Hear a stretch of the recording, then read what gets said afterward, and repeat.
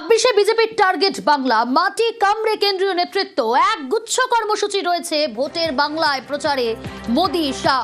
আগামী এক মাস নরেন্দ্র মোদি, অমিত শাহের, জেপি নাড্ডার এক গুচ্ছ কর্মসূচি রয়েছে। কি কি কর্মসূচি রয়েছে, কবে কোথায় কর্মসূচি জানাবো আপনাদের। তবে তার আগে আরো একবার জানিয়ে রাখি, 26-এ বিজেপির টার্গেট বাংলা, ভোটের বাংলায় প্রচারে মোদি শাহ। আগামী এক মাস নরেন্দ্র মোদির এক গুচ্ছ কর্মসূচি, রাজ্য জুড়ে জনসভা, রোড শো করবেন নরেন্দ্র মোদি।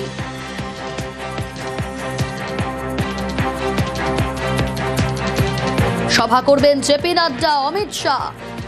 26-এ বিজেপির টার্গেট বাংলা, ভোটের দিন ঘোষণা হওয়ার পর থেকেই প্রচারে বিজেপি এবং 26-এ বিজেপির টার্গেট বাংলা। সুস্মিতা রয়েছে আমার সঙ্গে। সুস্মিতা, এক গুচ্ছ কর্মসূচি আগামী এক মাস, কি কি কর্মসূচি, কবে থেকে শুরু হচ্ছে? সুস্মিতা, শোনা যাচ্ছে?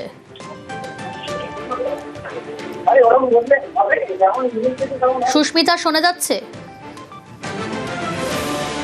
খুব সম্ভবত যোগাযোগ বিচ্ছিন্ন হয়েছে, আমরা যোগাযোগ করব। তবে তার আগে আরো একবার জানাই, 26-এ বিজেপির টার্গেট বাংলা, ভোটের বাংলায় প্রচারে মোদি শাহ। আগামী এক মাস নরেন্দ্র মোদি, অমিত শাহ, জেপি নাড্ডা, তার একগুচ্ছ তাদের কর্মসূচি রয়েছে। রাজ্য জুড়ে জনসভা করবেন, রোড শো করবেন নরেন্দ্র মোদি।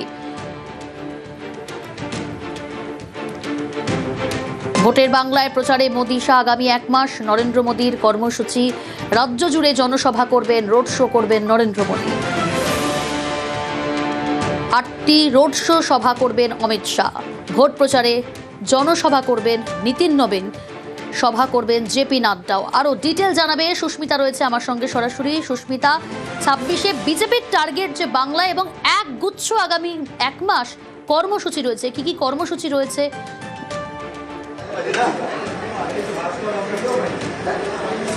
দেখো, প্রধানমন্ত্রী নরেন্দ্র মোদী আগামী এক মাসে একগুচ্ছ কর্মসূচি সারবেন এবং ইতিমধ্যে এই নির্বাচন ঘোষণা হয়ে গিয়েছে। আর নির্বাচন ঘোষণা হওয়ার পরেই বঙ্গ বিজেপির নেতারা যেমন প্রথম দফার যে ভোটার তালিকা, প্রার্থী তালিকা, সেই প্রার্থী তালিকা প্রকাশ করেছেন, তার পাশাপাশি নির্বাচনী প্রচারে জোর দিতে এবার বঙ্গে আসছেন একগুচ্ছ দিল্লির কেন্দ্রীয় নেতৃত্ব, এবং যার মধ্যে রয়েছেন স্বয়ং প্রধানমন্ত্রী নরেন্দ্র মোদী কিংবা স্বরাষ্ট্রমন্ত্রী অমিত শাহ।